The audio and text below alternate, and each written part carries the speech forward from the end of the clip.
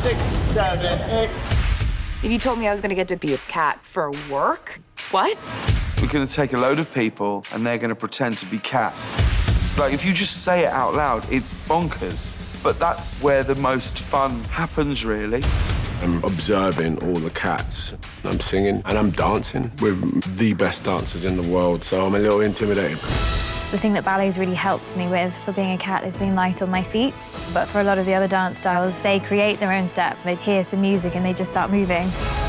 It's created a language between dancers and actors. Artistically, we feed off of each other. Put those things together and I believe that you have magic.